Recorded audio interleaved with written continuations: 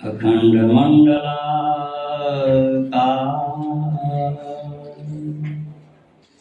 व्याप्तं येन चराचरं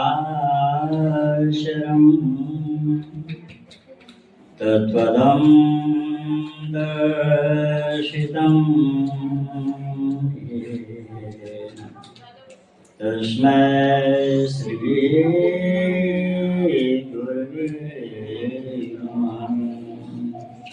मेरा मुझ में कुछ नहीं, जो कुछ है गुरु तो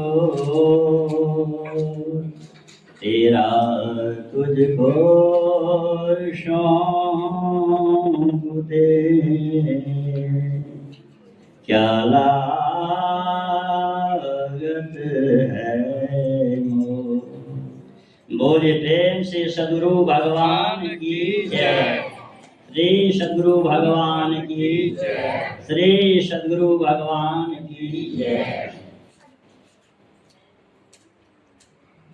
इस वार्षिक उत्सव में के अवसर पर उपस्थित साधु समाज, इस आश्रम के सदस्यगण, तपोवन पंचायत के अध्यक्षा महोदया, गणमान्य आगंतुकजन, धर्म प्रेमी माताओं, बहनों एवं प्यारे बच्चों, हम लोग प्रत्येक साल इस आयोजन में सम्मिलित होते। इस आश्रम का नाम है अजातानंद आश्रम। अजातानंद नाम यह बतलाता है कि जो इस समय में आ जाता उसे आनंद ही आनंद मिलता है, इसलिए आ जाता आनंद। जो आ गए आनंद ही आनंद है। और भला आनंद मिले भी क्यों नहीं, क्योंकि यहाँ आने से दर्शन किनके होते हैं, तो हमारे आत्मानंद जी, स्वामी आत्मानंद जी हैं। और आत्मानंद का दर्शन होने से भला आनंद कैसे नहीं आ सकता। इसलिए हम लोग का बड़ा भाग्य है कि ऐसे आश्रम में आते हैं, स्वामी जी का दर्शन करते हैं। और माताएं लोग भी जो भजन मंडली है, भजन के माध्यम से यह बतलाने की कोशिश करती हैं कि राम हो, कृष्ण हो, शिव हो, दुर्गा हो, कोई भी हो, जितने भी देवी देवता हैं सभी हमारे पूज्य हैं। यूं तो हमारे वैदिक धर्म में 33 करोड़ देवता बतलाए गए हैं, और 33 करोड़ देवता का तो शायद नाम भी किसी को पता ना हो। लेकिन सारे देवता का पूजा करने का अर्थ क्या है, हम जानते हैं कि परमात्मा कितने हैं। तो किसी से पूछेंगे, चाहे वह वैदिक धर्मावलंबी हो, ईसाई धर्मावलंबी हो, मुसलमान भाई हो, चाहे कोई भी हो, संसार के किसी भी धर्म को मानने वाले हो, किसी से पूछा जाए कि परमात्मा कितने हैं, तो कहेंगे परमात्मा एक ही एक है। तो प्रश्न होता है कि जब परमात्मा एक ही एक होता है, परमात्मा एक ही एक है, तो क्या भगवान राम भगवान नहीं है, कृष्ण भगवान नहीं है, शिव भगवान नहीं है, माया भगवती नहीं है? सबको हम मानते हैं, तो फिर ऐसा होता क्यों है? इस पर शायद बहुत लोग विचार नहीं करते। इसका उत्तर इस तरह से समझा जा सकता है, जिस तरह हमारा शरीर है, शरीर मैं नहीं हूं, शरीर में मैं रहता हूं, और जिस शरीर में मैं रहता हूं वह मेरा शरीर है। मैं एक शरीर में रहता हूं, इसलिए एक शरीर मेरा है। लेकिन जो परमात्मा हैं वे सर्वव्यापक हैं, सब जगह रहने वाले हैं। कोई ऐसा स्थान नहीं जहां परमात्मा नहीं हो।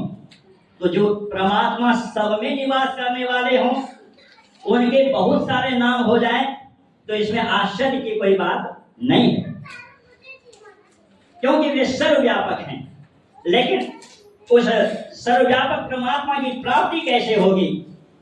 अभी अध्यक्ष महोदय से सुन रहे थे अध्यात्म की। अध्यात्म का अर्थ, अधि का अर्थ होता है अंदर, भीतर, और आत्म का अर्थ होता है आत्मा। यानी अपनी आत्मा के अंदर झांकना, अपनी आत्मा को प्राप्त कर लेना, यही अध्यात्म है। और यह कैसे होगा?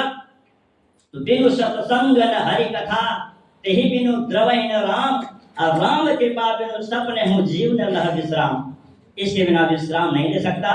हम लोग बड़ा भाग्य हैं कि ऐसे अवसर पर एकत्रित होते हैं, इकट्ठा होते हैं और आनंद लेते हैं। ये तो घंटों बोलने का विषय है, लेकिन थोड़ी सी बातों में यह समझें कि जितने भी नाम हैं, नाम परमात्मा नहीं होता, परमात्मा का नाम होता है। लेकिन झंझट कब हो जाता है? जब नाम को हम परमात्मा मान लेते हैं। नाम में परमात्मा होता है, नाम परमात्मा नहीं होता, क्योंकि परमात्मा नाम रूपात्मक नहीं होता। जिसका नाम होता है, रूप होता है, उसको हम इंद्रियों के माध्यम से देखते हैं, और इंद्रियों के माध्यम से जो पकड़ में आवे उसको माया कहते हैं। और जो शरीर के अंदर जो हम हैं, इसके पकड़ में जो आवे, यानी आत्मा के पकड़ में जो आवे, उसको परमात्मा कहते हैं। तो हम लोगों को खूब ख्याल रखना चाहिए। ये सगुण भक्ति भी करनी चाहिए और निर्गुण भक्ति भी करनी चाहिए। सगुण रूप में बहुत सारे भगवान हमारे बीच हैं, लेकिन निर्गुण रूप में देखेंगे तो वह एक ही एक होगा। जिस तरह कोई शब्द हम लिखते हैं तो वह शब्द अलग अलग होता है, लेकिन शब्द बनता कैसे है? सबसे पहले एक बिंदु देते हैं, और बिंदु का समूह कोई नाम होता है। राम लिखेंगे तो राम में पहले एक बिंदु होगा, और बिंदु का समूह राम होगा। कृष्ण लिखेंगे तो सबसे पहले एक बिंदु होगा, और बिंदु का समूह ही कृष्ण होगा। शिव लिखेंगे तो वह पहले एक बिंदु होगा, और बिंदु का समूह शिव होगा। उसी तरह किसी भी भगवान का नाम लिखेंगे तो वह एक बिंदु से उत्पन्न होगा। और जब नाम अलग अलग होता है तो भिन्नताएं हो जाती हैं। राम को मानने वाले कहेंगे राम बड़े हैं, कृष्ण को मानने वाले कहेंगे कृष्ण बड़े हैं, शिव को मानने वाले कहेंगे शिव बड़े हैं।